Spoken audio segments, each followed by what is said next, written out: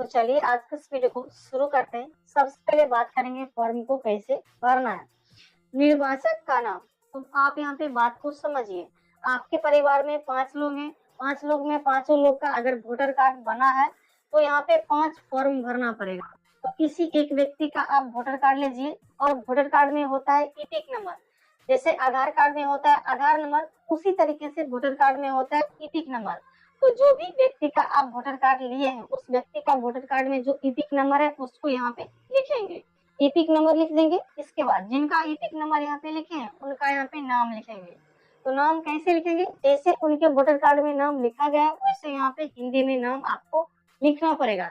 इसके बाद पता है तो उनका पूरा एड्रेस, गांव का नाम, पोस्ट ऑफिस, जैसे कि मैं आपको लिख के बताता हूँ इस तरीके से लिखेंगे गांव, फिर यहाँ पे गांव का नाम, फिर लिखेंगे पोस्ट यहाँ पे और पोस्ट ऑफिस का नाम, फिर नीचे में प्रखंड, इस तरीके से आपको लिखना है प्रखंड का नाम। तो जितना जगह है उतना आप यहाँ पे लिख दीजिए। इसके बाद यहाँ पे क्रमांक, भाग संख्या, ये आपको कहाँ पे मिलेगा, मोबाइल में कहाँ पे आएंगे, प्ले स्टोर यहाँ पे क्लिक करेंगे, नीचे में यहाँ पे सर्च है यहाँ पे क्लिक करेंगे, ऊपर यहाँ पे क्लिक करेंगे, टाइप करेंगे वोटर हेल्पलाइन। इस एप्लीकेशन को यहाँ पे क्लिक करके अपने मोबाइल फोन में इंस्टॉल कर लेंगे। अगर ऑलरेडी इंस्टॉल है तो ओपन का बटन है यहाँ पे क्लिक करेंगे, ओपन करेंगे तो आपके सामने इस तरीके से इंटरफेस यहाँ पे आ जाएगा। थोड़ा सा यहाँ पे वेट करेंगे तो यहाँ पे देखिए search your name in electoral, यहाँ पे आपको क्लिक करना है। क्लिक करने के बाद ईपिक नंबर यहाँ पे आप क्लिक करेंगे तो यहाँ पे इंटर योर ईपिक नंबर, तो जो ईपिक नंबर आप यहाँ पे लिखे होंगे जिन व्यक्ति का, वही ईपिक नंबर आप यहाँ पे टाइप करेंगे इस वाले बॉक्स में। चलिए हम एक ईपिक नंबर टाइप करते हैं। ईपिक नंबर टाइप करने के बाद यहाँ पे सर्च का बटन है यहाँ पे क्लिक करेंगे, थोड़ा वेट करेंगे, लोडिंग लेगा। लोडिंग लेने के बाद आपके सामने इस तरीके से इंटरफेस आएगा। यहाँ पे सीरियल नंबर है जो आपको यहाँ पे क्रमांक हिंदी में जिसको बोलते हैं, तो आपसे जो क्रमांक पूछा गया था वो क्रमांक कितना हो गया, ठीक है। यहाँ पे जो लिखा गया जो मैं यहाँ पे हाइड कर दूंगा। यहाँ पे पार्ट नंबर है, हिंदी में भाग संख्या उसको कहते हैं, तो यहाँ पे जो लिखा गया उसको यहाँ पे भाग संख्या में लिखना है। जैसे कि यहाँ पे देखिए भाग संख्या है और यहाँ पे क्रमांक है, तो जो सीरियल नंबर है वो यहाँ पे लिखेंगे और जो यहाँ पे पार्ट संख्या है उसको यहाँ पे लिखेंगे। जितना संख्या लिखा गया है उसको यहाँ पे लिख देंगे। इसके बाद विधानसभा का नाम, तो यहाँ पे मैं आपको दिखाता हूँ विधानसभा का नाम भी आपको यहाँ पे लिखा रहता है, असेंबली यहाँ पे देख लीजिए, और 147, तो मेरा विधानसभा 147 है, ठीक है। तो यहाँ पे लिखेंगे 147, यहाँ पे हालांकि मैं जगह नहीं हटा, यहाँ पे 147 इस तरीके से लिख देंगे। इसके अलावा यहाँ पे विधानसभा क्षेत्र का नाम क्या है वो यहाँ पे लिखा गया, ठीक है, बखरी मेरा है, ठीक है, BAKHRI, ठीक है। तो यहाँ पे लिखेंगे बखरी, BAKHRI, इस तरीके से लिखना पड़ेगा। ये आपका हो गया। अब यहाँ पे देखिए वर्तमान फोटो चिपकाएं, तो फोटो किनका चिपकाएंगे, तो जिनका यहाँ पे ईपिक नंबर, जिनका यहाँ पे नाम आपने लिखा था उन्हीं का फोटो यहाँ पे चिपका देंगे। जो वर्तमान का फोटो होगा इस तरीके से चिपका देंगे। उसके बाद यहाँ पे जन्म तिथि लिखेंगे। जन्म तिथि किसका लिखेंगे, तो जिनका यहाँ पे नाम लिखे उसका डेट ऑफ बर्थ यहाँ पे लिखेंगे। तो वोटर कार्ड में देखिए डेट ऑफ बर्थ जितना है, जैसे कि 1-1-5 है, ठीक है, इस 1-1-2005, तो यहाँ पे मैंने लिख दिया इस तरीके से। फिर उनका कोई व्यक्ति है राम कुमार, ठीक है, और इनका ईपिक नंबर जो भी है, ठीक है। तो राम कुमार के जो पिताजी हैं उनका यहाँ पे नाम लिखेंगे। अगर पिताजी नहीं है तो उनके कोई चाचा दादा जो भी उनके गार्जियन है उनका यहाँ पे नाम लिखेंगे। अगर पिताजी का नाम लिखते हैं तो पिता पे टिक करेंगे, पिता का नाम लिखेंगे। और जिनके पिताजी नहीं है, डेथ कर गए, उनको यहाँ पे कानूनी अभिभावक पे टिक करेंगे। फिर उनके जो भी गार्जियन होंगे उनका नाम लिखेंगे। अब यहाँ पे मैं पिता पे टिक किया तो पिता का जो ईपिक नंबर होगा वो यहाँ पे लिखेंगे। तो पिता का वोटर कार्ड लेंगे, वोटर कार्ड में जो ईपिक नंबर है उसको देख के यहाँ पे लिखेंगे। इसी तरीके से राम जो है इनके माता का यहाँ पे नाम लिखेंगे और माता के जो वोटर कार्ड है उनका ईपिक नंबर लिखेंगे। यहाँ पे बताएगा यदि उपलब्ध हो, अगर मान लीजिए माता या फिर पिता का वोटर कार्ड नहीं बना है तो आप इसे खाली भी छोड़ सकते हैं। इसके बाद नीचे यहाँ पे देखिए जीवन साथी का नाम, अगर कोई लड़की का यहाँ पे नाम लिखे हैं, महिला का जिनका शादी हो गया, तो फिर यहाँ पे उनके हस्बैंड का नाम लिखेंगे और उनके हस्बैंड का वोटर कार्ड बना होगा तो उस वोटर कार्ड का ईपिक नंबर यहाँ पे आपको लिखना पड़ेगा। अगर नहीं बना तो आप खाली छोड़ दीजिए, कोई दिक्कत नहीं है। अगर कोई मान लीजिए मेल ही है और उनका शादी हो गया तो उनकी वाइफ है तो वाइफ का भी यहाँ पे नाम आप लिख सकते हैं और ईपिक नंबर भी आप लिख सकते हैं अगर उपलब्ध है तो। ये हो गया। नीचे यहाँ पे आते हैं घोषणा है, मैं अपने सर्वोत्तम ज्ञान और विश्वास से घोषणा करता हूँ। इस तरीके से यहाँ पे लिखा गया। मैं 18 वर्ष से अधिक का हूँ, उपरोक्त पते का साधारण निवासी हूँ। जो भी आपने पता यहाँ पे लिखा हुआ, यहाँ पे पता लिखने के लिए बोला गया था। भारत का नागरिक हूँ, किसी एक को चिन्हित करें। तो यहाँ पे देखिए 1 2 3 4 5 ऑप्शन है, मैं आपको दिखाता हूँ। ठीक है, 1 2 3 4 5 और पांचों में से कोई एक ऑप्शन आपको चिन्हित करना है। तो यहाँ पे देखिए एक तारीख 7वां महीना 1987 है।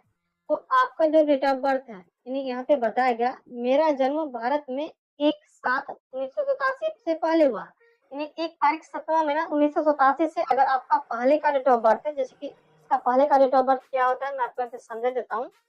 मान लीजिए 87 पर 1 तारीख 1वां महीना और यहाँ पे 1986 अगर आपका डेट ऑफ बर्थ है, तो फिर आप यहाँ पे इस पे सही का निशान लगा देंगे। लेकिन यहाँ पे देखिए 1 तारीख 1वां महीना 2005 डेट ऑफ बर्थ है, तो यहाँ पे देखिए 2/12/2004, तो ये 2/12/2004 के बाद आता है 1/1/5, तो इस पे यहाँ पे सही का निशान लगा देंगे इस तरीके से। और यहाँ पे दिया गया कि मेरा जन्म भारत में 1/7/1987 से लेके 2/12/2004 के बीच हुआ, तो इसके बीच अगर आपका जन्म तिथि आता है तो आप इस पे टिक करेंगे। बात को आप समझ गए।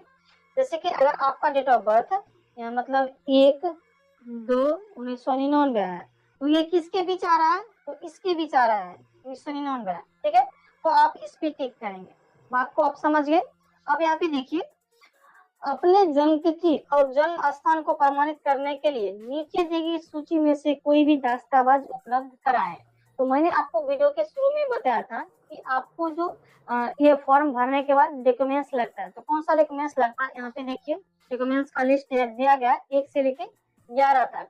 तो इसमें से कोई एक डॉक्यूमेंट्स आपको देना पड़ेगा। जैसे कि यहाँ पे अगर आप छात्र हैं तो शैक्षणिक प्रमाण पत्र, आप अपना मार्कशीट लगा सकते हैं। ठीक है, इसके अलावा यहाँ पे देखिए बहुत सारे ऑप्शन दिए गए, आप स्क्रीनशॉट लीजिए और पूरा पढ़ लीजिए। हालांकि मैं पूरा बताऊंगा तो वीडियो काफी लंबा होगा, फिर आपको बोरिंग भी फील होने लगेगा।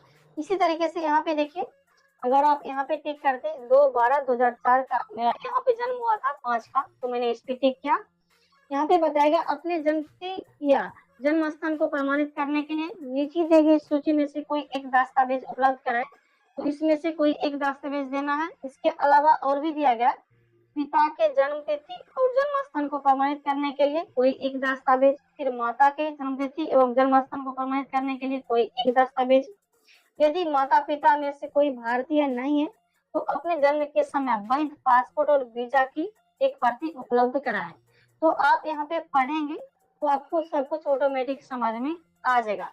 इसके अलावा यहाँ पे देखिए मेरा जन्म भारत में हुआ, विदेश में भारतीय मिशन द्वारा जारी जन्म प्रमाण पत्र संकलन करें। ठीक है, तो अगर जन्म भारत में हुआ, अगर आप विदेश में रहते हैं तो जो भी आपका बर्थ सर्टिफिकेट है जो आपको यहाँ पे भारतीय मिशन द्वारा जारी किया गया वो यहाँ पे लगाएंगे। जब आप इस फॉर्म को भर लेंगे तो इसके साथ पिन मार के बीएलओ को जमा कर देंगे। इसके बाद यहाँ पे देखिए मैंने पंजीकरण नागरिकरण द्वारा भारतीय नागरिकता प्राप्त की है, तो नागरिकता पंजीकरण प्रमाण पत्र संकलन आपको करना है। संकलन मतलब होता है इसके साथ फोटोकॉपी लगा के आपको देना है। इसी तरीके से मैंने किसी अन्य देश की नागरिकता प्राप्त की है, अगर आप दूसरे देश की भी नागरिकता प्राप्त किए हैं तो उस कंडीशन में इस पे टिक करेंगे। यहाँ पे बताएगा यहाँ पे मैं निर्वाचन नामावली में शामिल कराने के लिए आवेदन कर रहा हूँ, ये सब आप छोड़ सकते हैं ताकि आप खुद पढ़ लीजिएगा, ये काम की नहीं है, ये भी काम की नहीं है। और यहाँ पे फॉर्म के नीचे साइड आते हैं तो यहाँ पे डेट भरना है, जितने तारीख को आप ये फॉर्म भर रहे हैं वो डेट यहाँ पे भरेंगे। स्थान में जहाँ से आप ये फॉर्म भरे हैं उस जगह का नाम भरेंगे। इसके बाद हस्ताक्षर बाएं अंगूठे का निशान, तो जिस व्यक्ति का यहाँ पे नाम लिखे अगर वो व्यक्ति सिग्नेचर करते हैं तो यहाँ पे सिग्नेचर करवा देंगे। अगर सिग्नेचर नहीं करते हैं तो फिर आप यहाँ पे उनका बाएं हाथ का जो अंगूठा का निशान है इस तरीके से यहाँ पे लगवा देंगे। बाकी आपको इस फॉर्म में कुछ भी नहीं भरना है, आपका फॉर्म कंप्लीट हो गया। अब यहाँ पे देखिए और बताया कि घोषणा के समर्थन में प्रस्तुत किए जाने वाले दस्तावेज सांकेतिक संपूर्ण नई सूची यदि ऊपर उल्लेखित हो तो स्वयं पिता और माता के लिए अलग अलग स्व प्रमाणित दस्तावेज प्रस्तुत किए जाने हैं।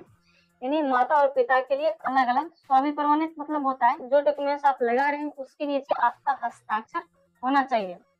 सिवाय जहां आर्ता तिथि एक 2003 के आधार पर बिहार की नियमावली, निर्वाचन नियमावली का उद्धरण उपयोग किया गया है, वो अपने आप में पर्याप्त दस्तावेज माना जाएगा। और यहाँ पे और थोड़ा सा समझिए, जो भी डॉक्यूमेंट्स मैंने लिस्ट आपको बताया, केंद्र राज्य पीएसयू के नियमित कर्मचारी हैं, पेंशन भोगी द्वारा निर्गत कोई पहचान पत्र आपके पास है, ठीक है।